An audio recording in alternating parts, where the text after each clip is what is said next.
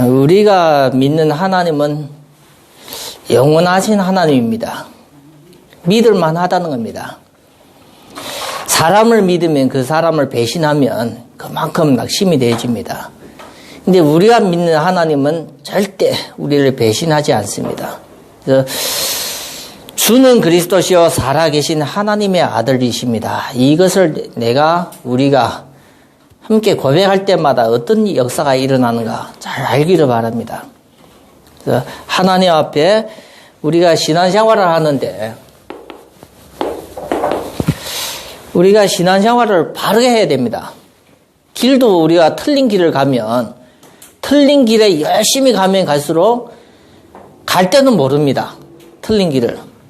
근데 갈 때는 모르는데 틀린 길을 열심히 가면 나중에 돌아오면서 엄청 고생을 하는 겁니다.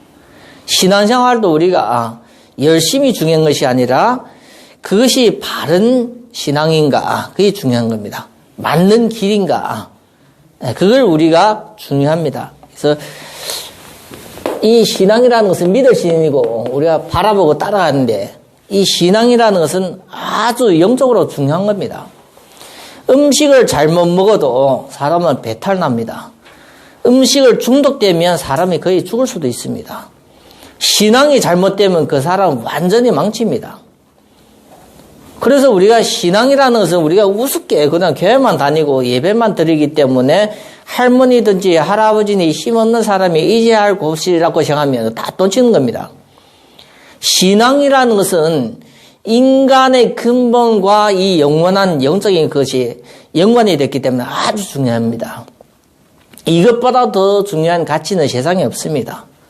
그래서 우리가 이 신앙을 그냥 무시한다면 그 사람은 하나님을 무시하는 격입니다. 사람이 사람한테 죄를 지으면 하나님 앞에 용서를 구하면 용서가 되어지는데 사람이 하나님을 무시하고 하나님 앞에 죄를 지으면 누가 대신 강구합니까? 그 방법이 없습니다.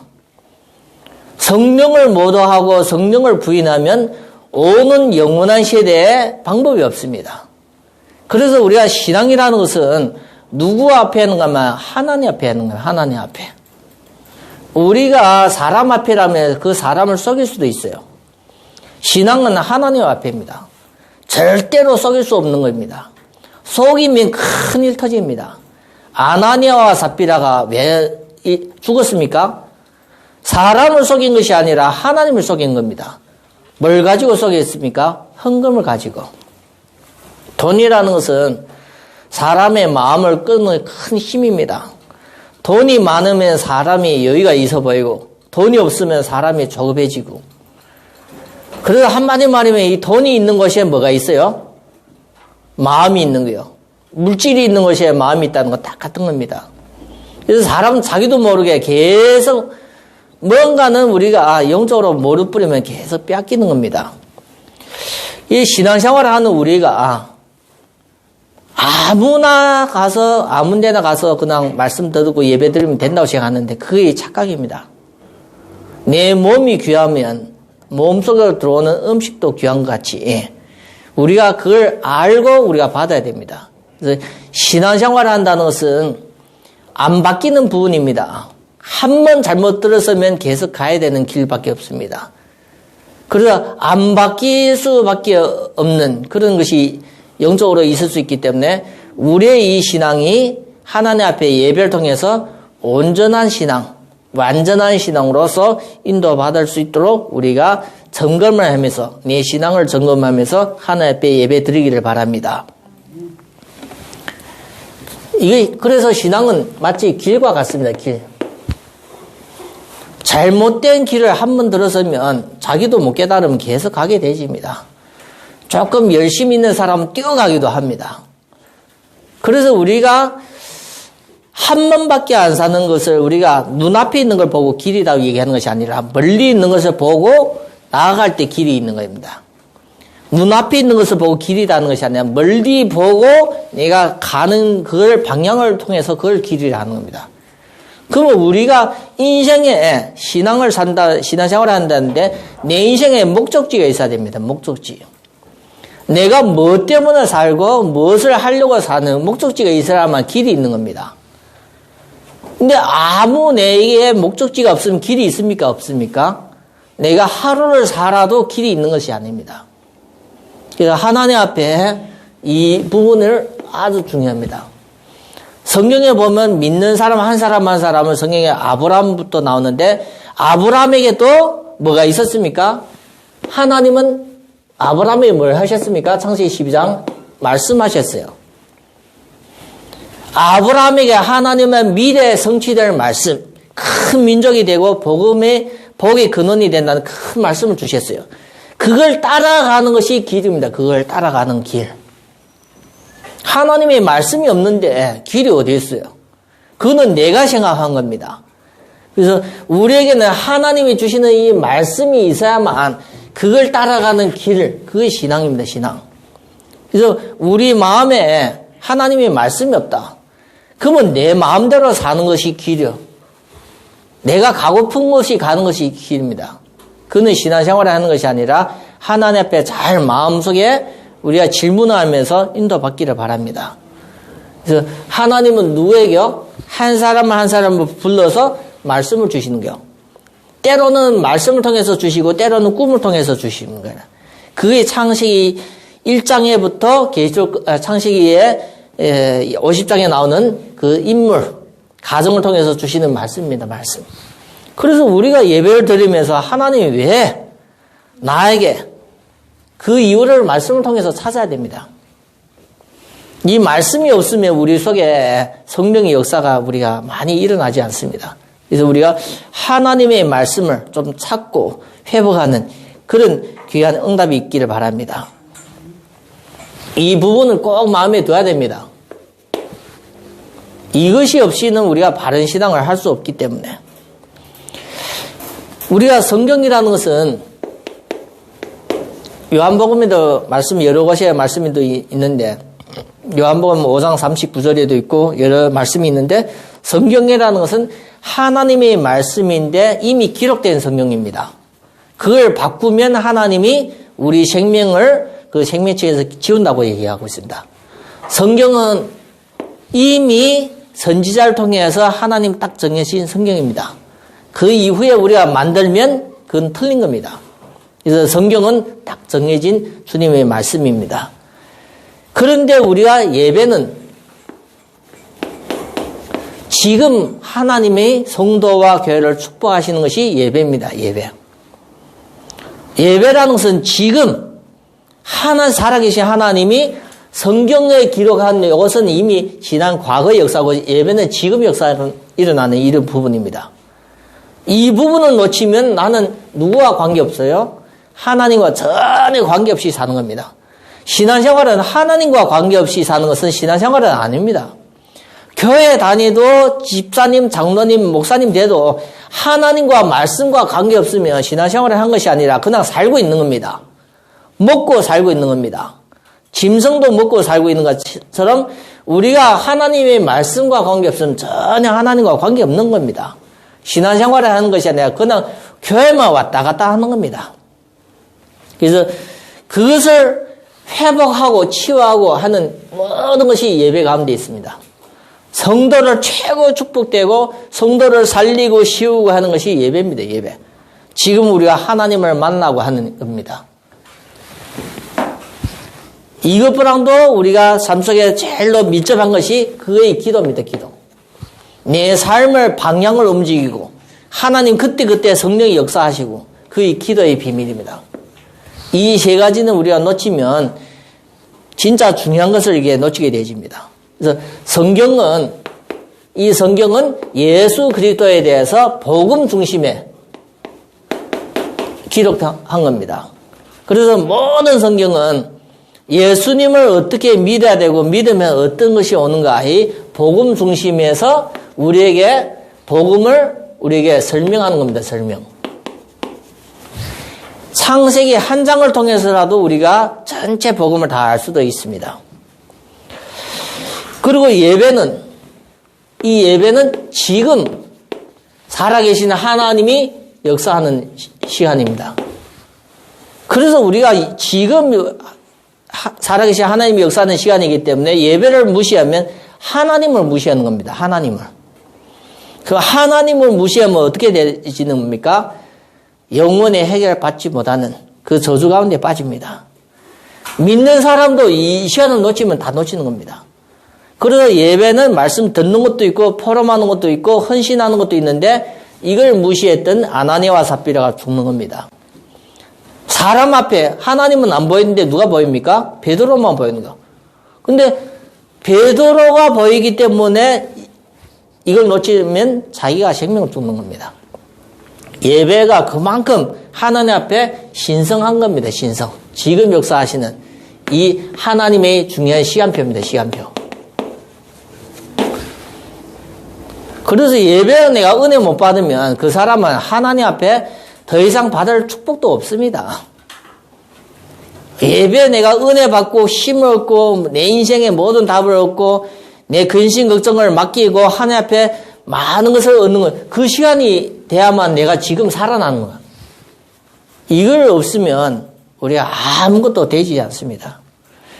예배가 잘 되지면 사람이 영적인 큰 변화가 오는 거예요. 영적인 변화.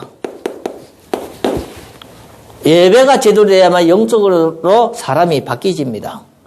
영적인 부분에 치유가 되기도 하고 변화가 되지고 영적인 서밋이 되기도 합니다. 아주 중요합니다.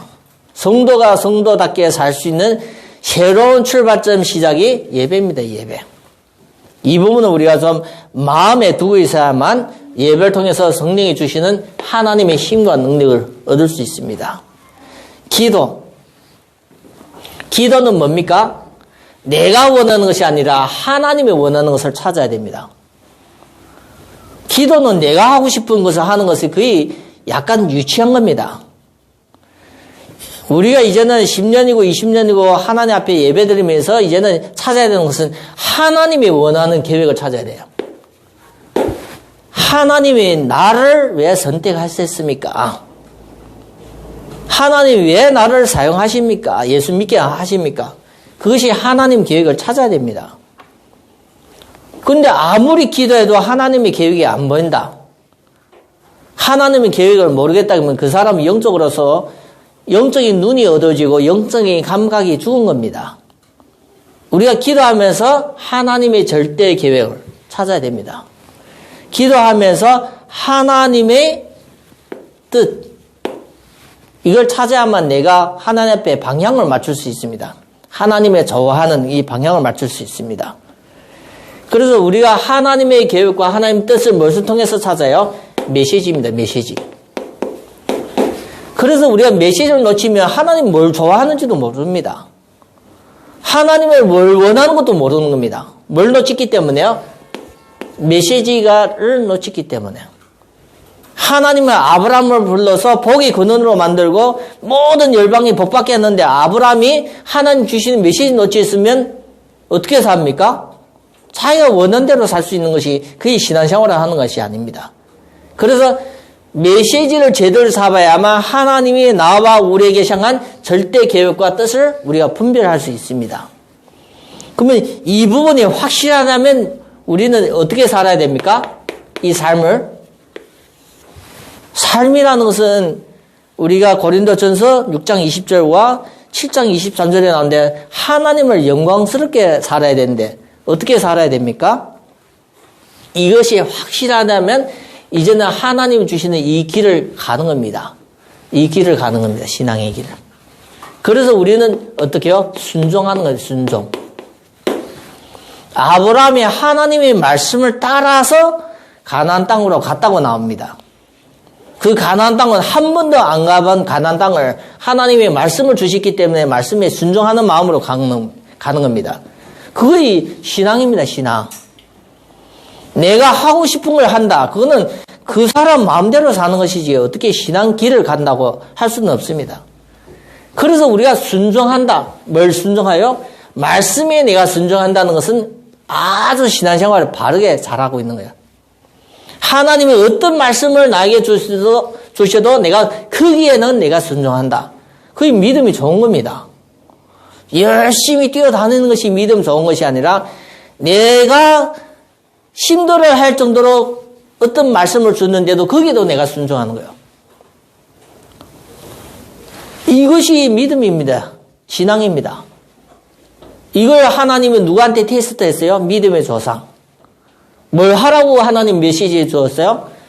너희 독생하신 그 어린 누굴 드리라고 그랬어요? 이삭을 드리라고 하십니다. 모리아산에서. 힘든 메시지였죠. 100세에 낳은 이 아들 이삭을 드리라는 것은 메시지가 쉬운 메시지입니까? 말씀이 쉽지 않은 겁니다. 거기에 아브라함이 일찍이 일어나서서 장자를 다 가지고 가서 거기에 순종한 겁니다. 그러니까 하나님은 아브라함의 믿음을 보시고 뭐다 얘기합니까? 내 독생자도 아끼지 않은 것을 내 마음을 알았다는 거예요. 그게 아브라함이 이 신앙길에서 하나님 앞에 다 통과되고 응답받은 거예요. 그러면 아브라함만 그렇게 사고 우리는 대충 사는 겁니까? 하나님은 왜 아브라함 얘기하고 이삭 얘기하고 야곱 얘기하고 요셉 얘기하고 인물을 얘기해요. 우리도 그런 신앙을 말씀을 메시를 따라서 우리가 순종할 수 있는 것이 믿음입니다. 믿음. 그래서 믿음의 순종입니다. 믿음의 순종. 내가 하고 싶은 것을 말씀했기 때문에 거기에 순종하는 것이 아니라 내 인생에 힘든 것도 하나님은 메시지를 말씀을 주시면 거기에 순종하는 믿음. 그리고 바울 보고 뭐 하라고 그랬습니까? 이방의 왕들 앞에서도 복음 전도하라고 얘기했습니다. 거기에 사도 바울은 생명을 걸고 순종하는 거예요. 우리가 신앙생활은 너무 그냥 예배만 드리고 앉아있는 것으로 끝났는데 이 순종이 실천이에요. 실천. 믿음을 가지고 생명을 거는 실천이다니까요. 믿음을 가지고 생명을 걸는 실천이다니까요. 근데 우리는 한 번도 이런 실천을 안 하잖아요. 내게 안 맞는 말씀이 오면 한 번도 실천 안 하잖아요. 그러니까 우리가 뭐 없어요? 아무리 교회를 다녀도 뭐가 없어요? 하나님의 역사와 하나님이 주시는 기적을 한 번도 체험이 안 돼요. 체험. 하나님 사랑이 있는지 없는지도 모르는 거예요. 한 번도 하나님이 주시는 메시지 말씀에 내가 100% 순종하는 이런 과정이 한 번도 없었기 때문에 내게는 하나님이 있는 것 같기도 하고 없는 것 같기도 하고 이런 상태로. 그런 사람은 삶을 살면서도 흔들립니다. 덥지도 않고 찹지도 않으면 하나님 뵙겠다는 같이 우리가 신앙생활을 잘못해버리면 평생 살면서도 끝이 이상할 수 있습니다. 성경에 보면 열천의 비유 있잖아요. 마태복음 25장에. 열천의 비유가 기다리고 있었다니까요. 기다리는데 5처녀는 어떻게요? 쫓겨나가고 5처녀는 받아요. 우리가 잘못 신앙생활하면 그 5처녀도 쫓겨난 5처녀도 뭔가 기다리고 있었던 거예요. 불신자가 아니라 기다리고 있었다니까요.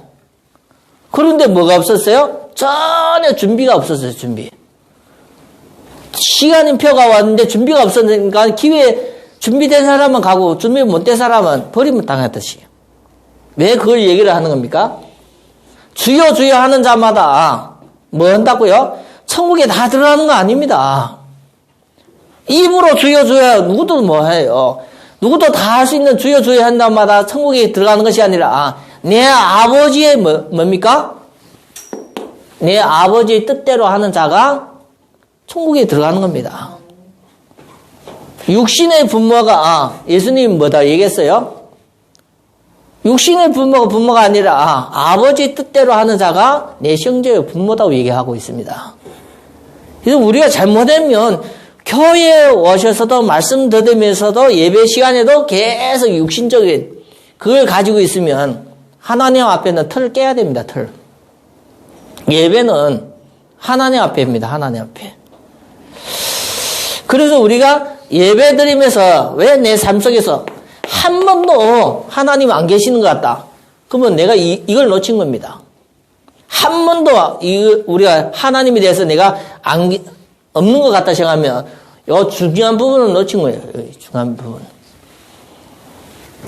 하나님이 없는 것이 아니라 내가 하나님의 말씀에 순종하면서 제대로 된 체험이 없기 때문에 내 믿음이 흔들흔들한 겁니다. 말씀에 뿌리 내려진 것이 아니라 내 믿음이 지식적인 믿음으로서 우리가 그치는 겁니다.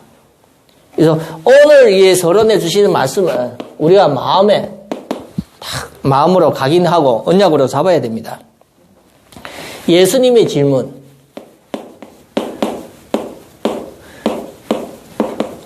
예수님의 질문은 어떤 질문입니까? 예수님 자체의 정체성을 얘기하는 거예요. 정체성. 우리를 얘기하는 것이 아니라 예수님이라는 이 예수님에 대해서 많은 사람들이 어떻게 보고 있는가, 이 정체성을 얘기하는 겁니다. 그런데 이 많은 무리들이 뭐라 얘기합니까? 예수님은 세례 요한, 헤롯 왕도 예수님을 세례 요한 부활하신 걸로 착각하셨습니다. 이렇게 믿는 사람이 많았어요. 예수님이 많은 사람 떼거지로 몰고 다니면서 뭔가는 하는, 사회운동하는 이런 사람으로 보는 사람이 많아요. 지금도 이런 일을 하는 교회가 많습니다. 대통령을 반대하고 국가의 어떤 법을 반대했다고 많은 성도를 끌어모아서 계속 시위하는, 우리가 생각할 때는 이것이 맞는 것 같다고 생각하면 나도 뭡니까? 이런 사람 중에 한 명이요. 이게 맞네 생각하면 나도 이런 사람 중에 한 명입니다. 엘리야. 구약에서 왕 앞에 가서서, 그리고 왕이 쉬운 850명의 선지자와 거짓 선지자와 싸웠던 한 명이 850명을 이겼던, 기도하니까 하늘에서 불이 나오고, 기도하니까 3년 6개월 동안 비가 안 오고, 죽은 사람도 살리는 엘리야. 많은 목사님들이 엘리야가 모델적이라고 생각하기 때문에, 능력 받아야만 목회를 성공한다 생각하기 때문에 금식 기도도 하고 방언 기도도 하며 나무도 빼고 산에 올라가고 어마어마하게 다 합니다. 이런 생각하면 무리입니다. 무리. 그리고 여기 보면 예레미야 나오네. 이 예레미야는 어떤 선지자입니까? 이스라엘이 망할 때 시기의 선지자입니다. 마지막 선지자는 아닌데 하나님은 예레미야에게 말씀해서 이스라엘이 망하니까 나중에 바벨론의 포로가 되기 때문에 이스라엘이 회개하고 끌려가라는 겁니다. 그 예레미야가 그 말씀을 받았는데 어떻게 합니까? 선포하는 거예요. 왕은 어떻게 해요? 정치적으로 우리나라를 민심을 파손시키는 사람이라 해서 예레미야를 왕의 시위대 뜰에 감옥에 갇혀 있는 겁니다. 너무 예레미야서 보면 우리나라가 망한다는 게요. 그래서 눈물의 선지자, 사랑,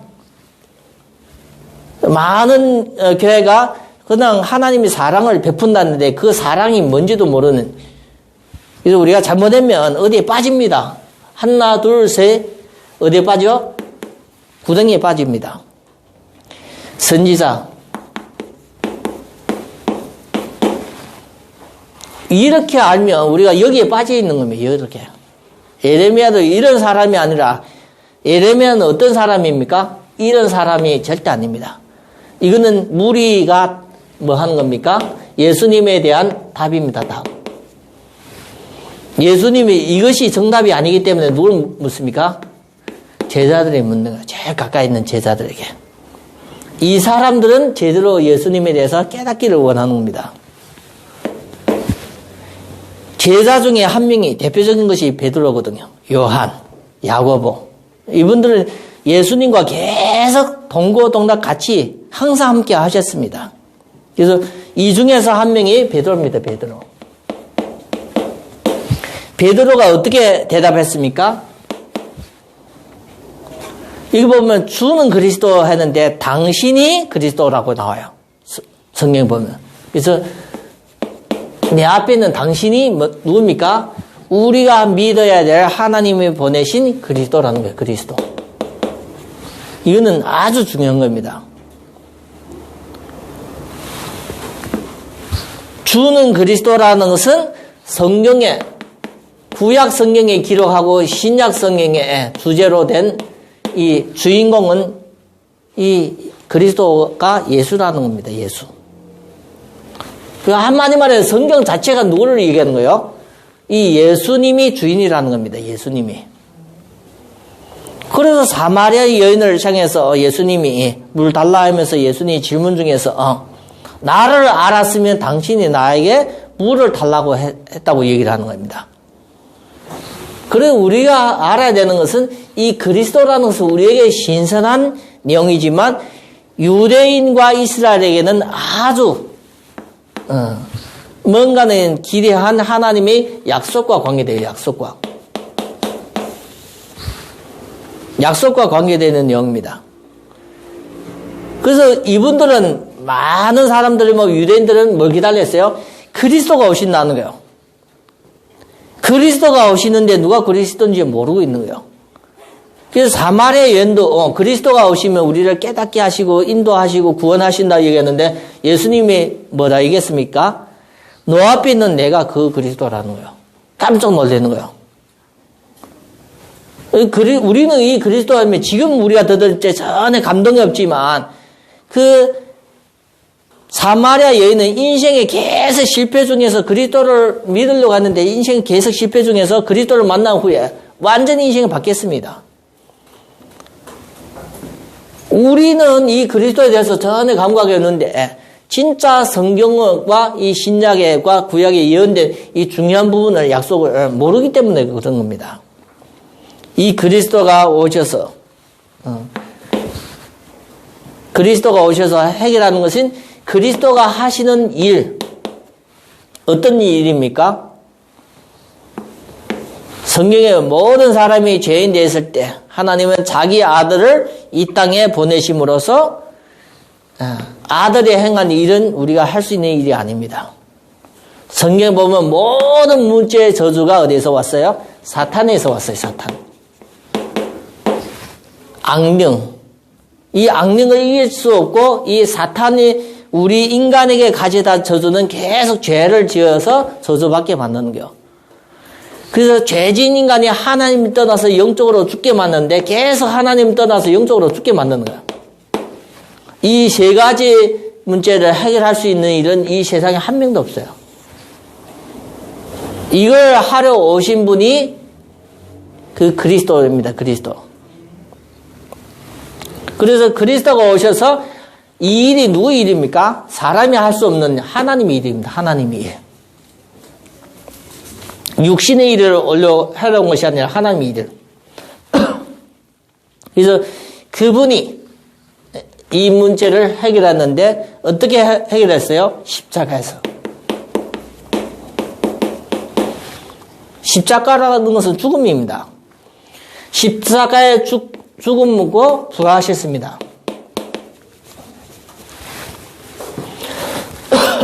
그래서 하나님의 일이 완전히 해결했습니다. 그분이 누구이기 때문에요? 살아있는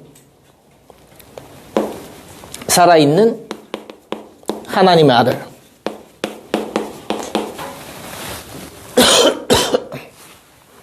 살아계신 하나님의 아들. 살아계신 하나님의 아들이기 때문에 인간의 일이 아니라 하나님의 일을 하신 겁니다.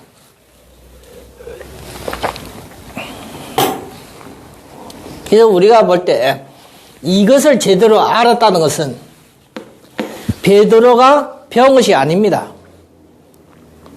이것은 그리스도가 하신 일이기 때문에 베드로가 배운 것이 아니라 베드로를 움직이던 성령입니다. 성령이 아니고는 예수를 주라고 신뢰할 자 없다고 얘기하잖아요. 그래서 하나님의 영이 베드로를 움직여서 중요한 내용을 나타나게 하신 겁니다. 만세 만대부터 감춰있던 중요한 내용을 나타나게 하신 겁니다. 그래서 우리도 베드로처럼 이런 고백을 하려면 누가 우리를 도와야 돼요? 성령 하나님. 그래서 주는 그리스도시요 살아계신 하나님의 아들이십니다. 성령이 내 마음에 그 말씀을, 이 메시지를 주시면 그것이 우리의 고백이 되시는 겁니다. 그래서 우리가 이런 부분이 안 되지만 절대 이 사탄이 안 꺾이고 죄의 권세가 안 떠나고 하나님 떠난 문제가 해결이 안 되집니다. 아무리 말로 귀신 나가라 오라 해도 이 세 가지가 해결이 안 되시는 거예요. 그래서 왜 제자에게 하나님은 이 질문을 하십니까? 예수님이 이 세 가지 일이 우리에게 성취시키려고 하는 겁니다. 하나님을 만나야 되고 떠난 사람이 사탄의 권세가 깨져야 되고 죄에서 해방되어야 되는데 이것을 우리가 제자가 당연히 받아야 되고 누려야 되는 부분이기도 합니다. 주는 그리스도시요 살아계신 하나님의 아들. 이 고백 속에 세 가지 일이 일어나는 거예요. 그래서 예수님을 믿게 만드는데 사람들에게 예수 믿으라가 아니라 예수 믿어야만 사탄의 권세가 무너지고 죄에서 해방되고 하나님을 떠난 사람 하나님 만난다는 거예요. 그래서 예수 믿으라는 겁니다. 많은 사람 교회 다니면서 예수 믿는다는데 이 내용을 몰라요. 모르고 예수 믿으면 그건 맹신입니다. 맹신. 맹인이 뛰어다니는 것과 같습니다. 맹인이 뛰어다니면 5만 대에 다 상처를 입습니다. 맹신이 사람을 무서운 겁니다. 예수 믿으라가 아니라 이 예수가 그리스도를 일을 하시는데 그분을 제대로 알고 믿어야만 사탄의 권세가 지금 문제는 당신이 괴로운 것을 당신이 잘못된 것이 아니라 사탄의 권세에 속은 겁니다. 그래서 마음이 평안이 없고 행복도 없고 자유가 없는데 그분은 모르고 있지 않냐. 사탄의 권세에서 해방. 당신의 삶에서 하나님과 전혀 관계없이 죄된 삶을 계속 살고 있는 거고 하나님을 만나지 못하면 계속 떠난 상태에 살면 죽어도 영원한 저주가지만 살아있을 때 고통받는 거예요. 빨리 예수가 그리스도 일을 하시니 이 사실을 알고 받아들이고 고백하면 구원받는다는 겁니다. 구원이라는 것은 여기서 구원입니다. 여기서 구원. 어디서요? 여기서 구원입니다. 이거 부분을 모르면 성도가 뭘 놓칩니까? 이 영적인 것을 모르는 거예요. 그리고 우리는 육신적인 가지가 있어요. 이 부분을 모르고 있으면 계속 우리의 관심은 육입니다. 육. 하나님의 관심은 영원 구원인데 우리는 육입니다. 요한복음 6장 63절을 보면 살리는 것은 영이니 육은 무익하니라 하는데 우리의 관심은 오직 육신입니다. 먹고 마시고 사는 필요한 모든 것이 관심이요. 그래서 우리가 하나님 앞에 예배드리면서도 잘 생각하면 우리는 여기입니다. 뭐가 달라요? 길이 달라요. 길. 하나님은 이쪽으로 인도받으라 했는데 먼저 구할 것은 그 나라와 그 일을 구하라 했는데 우리는 계속 육요. 오늘도 필요한 돈, 오늘도 필요한 물질, 오늘도 필요한 건강 계속 이 길로 가는 겁니다. 그걸 바꾸어 서는 것을 회개라고 있어요. 회개. 진정한 회개는 우리가 하나님 앞으로 돌아오는 것이 진정한 회개입니다. 그래서 우리가 중요한 것은 육신적인 것보다도 더 중요한 것이 영적인 상태입니다. 영적인 상태. 육신보다 더 중요한 것이 영적인 상태입니다. 영혼이 잘 돼야만 범사에도 우리가 잘 되는 응답이 옵니다.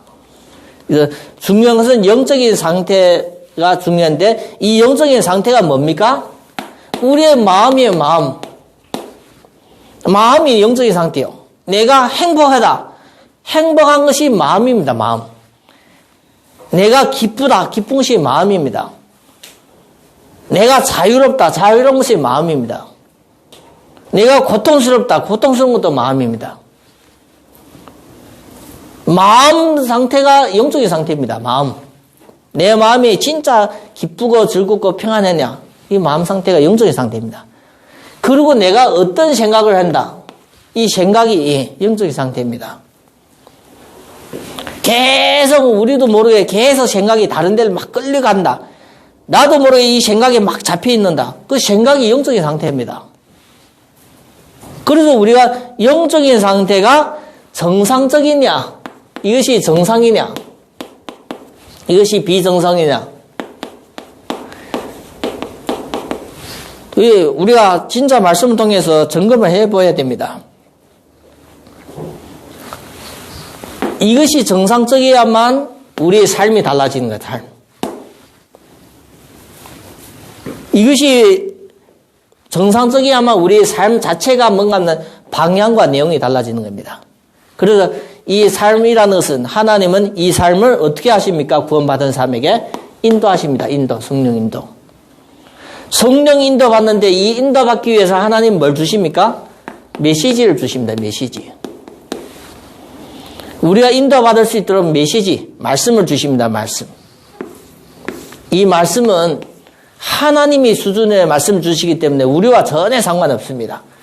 아브라함은 75살 된 노인인데 하나님 뭐다 얘기합니까? 복이 근원되고 자녀가 바다의 모래처럼 하늘의 별과 같이 많게 하신대요. 그 아브라함의 수준을 이미 벗어난 겁니다. 아브라함이 아무리 노력해도 그 정도 얻을 수 있습니까? 하나님 메시지는 크고 영원한 성취될 말씀입니다. 누구에게 줘요? 성도에게 주시는 거예요. 교회에 주시는 거예요. 그래서 이 메시지가, 이 말씀이 우리에게 성취하는, 누가 성취해요? 하나님이 성취하셔요. 아브라함에게도 갔고 이삭에게도 갔고 야곱에게도 갔고 요셉에게도 갔습니다. 아브라함이 복의 근원이 되려고 노력한 것이 아니라 하나님의 복의 근원으로 불러주신 겁니다. 복의 근원으로 노력하면 불가능한 겁니다.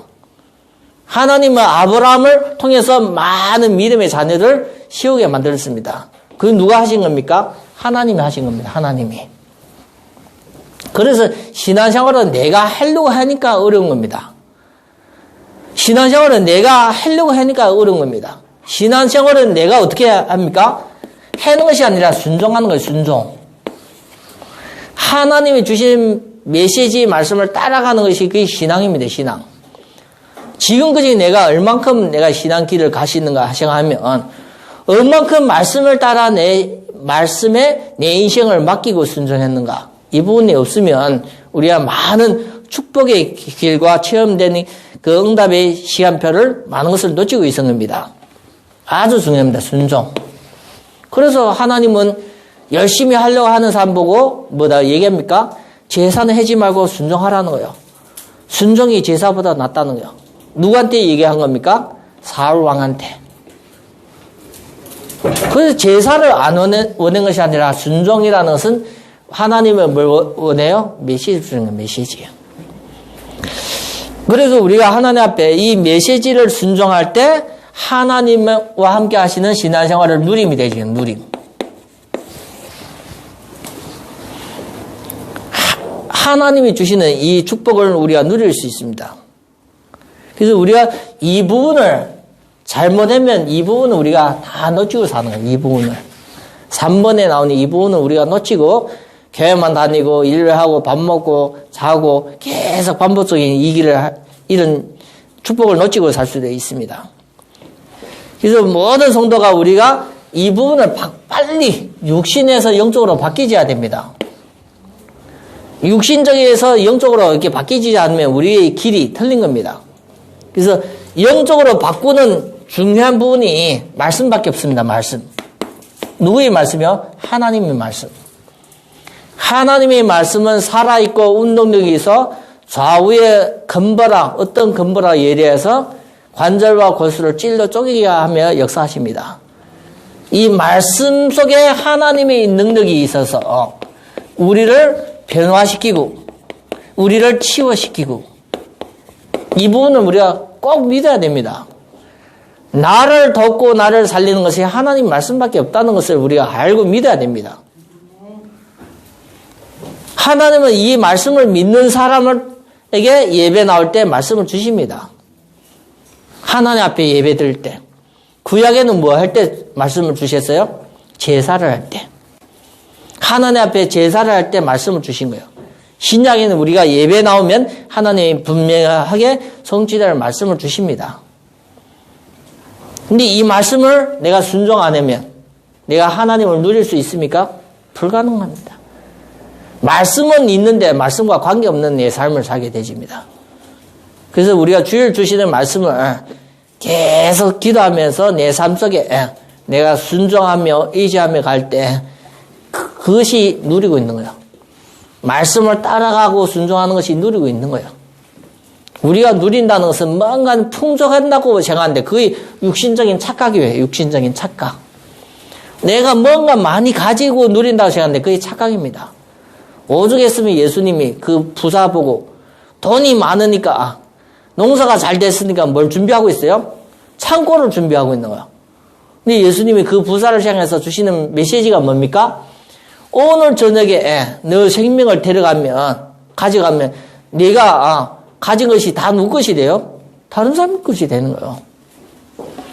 우리가 영적인 이 비밀을 모르고 신앙생활을 하면 진짜 큰 것을 다 놓치고 사는 겁니다. 그래서 하나님 앞에 우리가 신앙 고백이 중요합니다. 내가 어떻게 하나님 앞에 고백하는가? 베드로는 주는 그리스도시요 살아계신 하나님의 아들이십니다 하며 내 인생을, 베드로 인생을 다 하나님께 맡겼어요. 그 말 한마디 하고 베드로 인생을 다 맡겼어요. 그래서 예수님의 베드로를 향해서 이제는 사람 낚는 어부가 되게 하신다고 얘기하셨습니다. 그래서 베드로는 예수님의 제자로서 생명 건 인생의 응답을 받았습니다. 우리가 어떤 길을 갈 것인가? 말씀 더듬면서 하나님의 말씀 더듬면서 어떤 길을 갈 것인가? 그건 우리가 마음속에 기도하면서 결단도 하고 잘 우리가 헤아려서 인도 받아야 됩니다.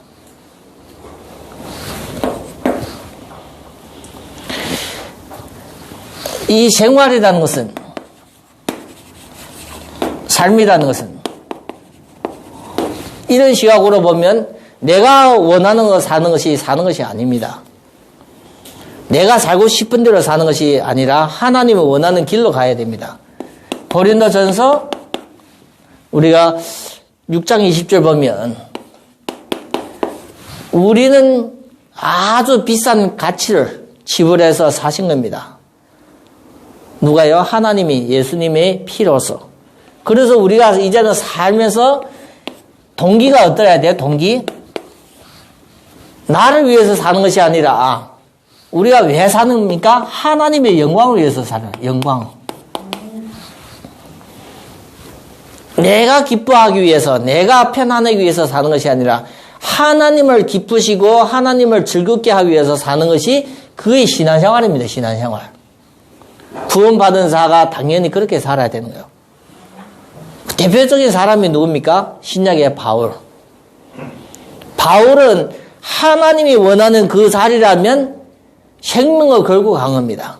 돌에 맞으면서도 가고 쫓겨나면서 가고 몽둥이에 맞으면서도 간 길이 하나님 앞에 영광 돌리기 위해서. 그러면 제자만, 바울과 제자들만 그렇게 살고 나는 내 마음대로 살겠다. 그거는 우리가 신앙생활에 벌써 이 길 자체가 틀린 길입니다. 틀린 길. 하나님은 모든 믿는 사람이 하나님이 원하는 길로, 방향으로 살기를 원합니다. 그래서 우리가 이 신앙 고백을 예배 드릴 때마다 그냥 신앙 고백하고 끝난 것이 아니라 하나님의 제자의 길, 이 길을 가야 됩니다. 제자의 길. 사도 바울은 예수님을 모르고 핍박했을 때는 로마의 시민권의 바리새파에 아주 성공했던 사람입니다. 예수님을 알고 이후에 복음을 증거하면서 매도 맞고 쫓겨다니며 배척도 하고 죽을 고비도 많이 넘기는데 그의 제자의 길입니다. 제자의 길. 이것이 어렵게 느끼시지요? 그의 메시지입니다. 메시지. 어렵게 느끼시는 거의 메시지입니다. 아브라함이 아들 했는데 아들 안 주다가 25년 만에 아들 낳는데 그것이 아들이 17살 때 하나님은 그 아들을 바치라는 거예요. 그 메시지가 아브라함은 어떻게 하셨습니까? 움줌을 했습니까? 절대 그렇지 않았어요. 그와 같이 제자의 길을 가라는 거예요. 제자의 길. 누구의 후손이면 아브라함의 자녀고 그리스도인이면 그 길을 가라는 겁니다. 세상은 복음이 없어서 흑암이 덮여서 곳곳에서 범죄와 타락과 전쟁과 말세의 증거가 계속 나타나는데 신자가 이 길을 가라는 겁니다. 신자가 이 길을 가면서 전 세계를 하나님이 살리겠다는 겁니다. 누굴 통해서요? 신자를 통해서 세계가 살아나게 했다는 거예요. 그리고 우리가 이분의 말씀을 듣는 그 이유는 하나님의 메시지를 받는 겁니다. 내가 하는 것이 하나님이 성취할 메시지를 받는 겁니다. 그걸 믿는 것을 말씀을 믿는 메시지를 믿는 것이 믿음입니다. 믿음. 그 믿음을 대로 하나님은 되게 만듭니다. 믿음대로 되게 만듭니다. 안진뱅이에게 하나님은 구원을 받을 만한 믿음을 보시고 예수님이 뭐다 얘기했습니까? 네 죄의 사함을 받았다는 거예요. 믿음을 보시고. 그 우리가 볼 때 신앙생활이라는 것은 영적인 것이 아주 영적인 상태, 이 부분이 아주 중요합니다. 하나님이 어떤 말씀을 주시도 나는 거기에 순종하신다. 하나님이 어떤 말씀을 주시도 나는 거기에 내 생을 건다. 그게 하나님이 기뻐하시는 거예요. 그래서 많은 기적은 언제 일어났어요? 죽으면 죽으리라 할 때 기적이 일어났어요. 우리가 기적 보고 싶잖아요. 좋은 체험을 하고 싶잖아요. 진짜 기적은 언제 일어나요? 죽으면 죽으리라 하는데 거기에 기적이 나요. 사사굴에 죽으면 죽으리라 하고 들어갔는데 거기에 기적이 나요. 풀무불에 죽으면 죽으리라 하는데 거기에 기적이 일어나요. 에스더가 죽으면 죽으리라 하고 왕 앞에 가서 말씀을 증거할 때 그때 일어나는 겁니다. 언제 일어나요? 기적은 하나님 주신 메시지에 순종할 때 일어나는 겁니다. 그런데 메시지는 메시지고 나는 나와요. 하나님 앞에 no touch. 하나님은 내 인생에 터치하지 말라는 거예요. 나는 내 계획이고 내가 갈 길이 있는데 no touch. 그게 신앙의 생활하는 것이 이 제자의 고백의 길이 아닙니다. 우리가 이런 것을 모르고 신앙생활하면 평생 하나님과 관계없는 삶을 살아요. 수십 년 교회 다니면 뭐합니까? 교회 다니면서 직분을 가지면 뭐합니까? 목사가 되면 뭐하고 장로가 되면 뭐합니까? 하나님 주시는 메시지는 절대 순종을 안 했는데. 그리고 우리가 보면 왜 세상이 욕을 먹어요? 교회가 왜 욕을 먹어요? 세상에 왜 교회가 욕을 먹어요? 예수님이 잘못해서 교회가 욕먹는 겁니까? 하나님이 실수해서 욕먹는 겁니까? 믿는 사람들이 하나님 주시는 말씀을 안 따라가기 때문에 자기 방식대로 살기 때문에 절대 불신자와도 양보가 없고 불신자와도 절대 포용도 안 되고 그러니까 욕을 먹는 겁니다. 뭐가요? 하나님 주시는 메시지와 전혀 관계없는 삶을 살고 사업도 모든 것에도 하나님의 말씀과 관계없습니다. 성경의 말씀은 우리가 그냥 받으라는 것이 아니라 순종하라고 주시는 겁니다. 근데 우리가 생각할 때는 너무 나와 다른 겁니다. 제자의 길이 너무 나와 다른 겁니다. 나중에 내가 90이 되든지 나중에 힘이 없을 때 교회 가서 예수 믿겠다고 얘기하는 그 자체가 뭔가 하면 신앙생활을 몰라요? 다 모르고 있는 거 다. 나는 지금은 젊었으니까 내 마음대로 살고 나중에는 힘이 없고 안 될 때는 교회 나가서 예수 믿겠다. 그거 다 자기 생각입니다. 자기 생각. 무리에게 질문하실 때 나를 누구라 하느냐? 세례 요한. 그러면 영원히 뭐 해요? 세례 요한 같은 일을 비슷한 일을 해야 됩니다. 엘리야 영원히 신비주의 해야 됩니다. 에레미야 사랑하면서 구원의 축복을 다 놓치고 선지자 경건한 것처럼 사람이 어떻게 하나님처럼 경건할 수 있어요? 틀린 겁니다. 무리는 착각하지만 제자에게는 바른 고백을 원하고 있습니다. 하나님은 지금 코로나 때문에 많은 사람 교회에 나오지 못했지만 교회에 나오는 사람에게 하나님을 질문할 때 우리가 베드로처럼 바른 고백을 하기를 원하고 있습니다. 그래서 주는 그리스도시요 살아계신 하나님의 아들이십니다. 왜 기도할 때 예수 그리스도 이름으로 기도해요? 왜 전도할 때 예수는 그리스도라고 전도하십니까? 그의 고백과 모든 것이 다 포함된 내용입니다. 그래서 우리 주영교회가 하나님 앞에 이 주영교회라는 이름이 부담됩니다. 사실적으로. 부담되는 내용입니다. 주님께 영광 돌리는 성도로서 목회자로 교회로 살자는 겁니다. 그러면 내 이익은 없어요. 왜요? 다른 사람께 도움이 되어지고 주님께 영광 돌리기 때문에 그게 쉬운 삶이 아니라 좀 어려울 수 있습니다. 근데 왜 그걸 택했습니까? 이 세상의 빛과 소금이 되려면 당연히 믿는 사람이 그 길을 가야 됩니다. 믿는 사람이 그 일을 해야 됩니다. 세계복음화, 전 세계에 나가서 돌아다니는 세계복음화가 아니라 내 안에 복음을 누리고 있으면 세계복음화가 내 앞에 오는 겁니다. 요셉이 총리 되려고 노력하고 왔다 갔다 한 것이 아니라 감옥에 있어도 보디발 집에 있어도 하나님이 주시는 것을 잡고만 있으면 하나님은 요셉에게 총리가 되는 길을 열어주시는 겁니다. 세계복음화도 같습니다. 내가 가는 것이 아니라 하나님이 나시는 겁니다. 그래서 우리가 이런 것을 전혀 관계없이 살면 그게 유익입니다. 유익. 하나님 앞에는 육신은 뭐다 얘기합니까? 무익하다는데 우리가 계속 그걸 관심을 가지는 거예요.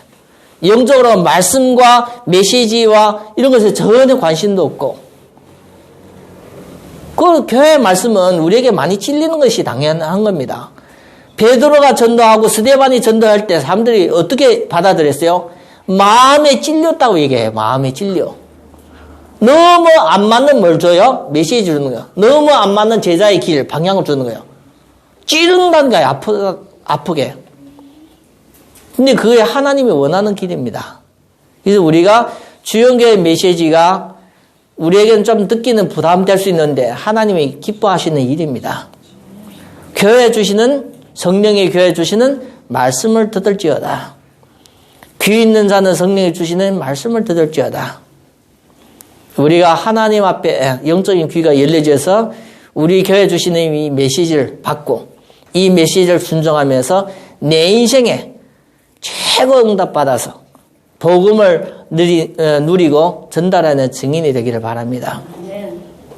그것은 하나님께 기뻐하시고 하나님께 영광을 돌리는 일입니다. 이것이 우리의 인생의 삶의 목적이 아니라면 우리가 아무것도 가치 없습니다. 그래서 하나님 앞에 우리가 주일 예배를 드리면서 좀 어떤 중요한 부분을 제가 전달하려고 한 주일 동안 계속 고민하고 기도하고 있습니다. 그래서 우리가 1년 동안, 작년에는 우리가 창세기를 통해서 받았지만 금년에 1년 동안 중요한 성경의 말씀을 가지고 우리가 어떻게 이 메시지 따라가며 순종하며 내 삶 속에 오는 응답을 체험할 것인가. 이 부분을 좀 우리가 한 분 한 분이 좀 마음에 두었으면 좋겠다 생각이 듭니다. 그래서 하나님은 우리가 속일 수가 없습니다. 하나님은 우리의 지혜로서 총명으로서 하나님 속일 수 없습니다. 그래서 하나님 앞에 바로 우리가 신앙 고백을 하는 그런 귀한 주영교회 성도가 되기를 예수 그리스도 이름으로 축원드립니다. 하나님 아버지 감사합니다. 오늘 주신 말씀 중에 우리에게 정확한 신앙의 고백을 원하는 하나님 앞에 감사하며 하나님 앞에 고백합니다. 베드로가 고백한 이 고백, 주는 그리스도시요 살아계신 하나님의 아들이십니다. 이 고백이 우리 모든 성도님들이 고백이 되게 해 주십시오. 베드로를 통해서 복음을 증거하신 하나님이 우리 성도님을 통해서 교회를 통해서 복음이 증거되는 역사가 일어나는 귀한 한 해가 되게 축복하여 주시옵시고 우리 인생에 하나님 앞에 믿음으로 살 수 있도록 결단하고 하나님 앞에 다짐하는 귀한 시간으로 인도하여 주시옵소서. 우리 주 예수 그리스도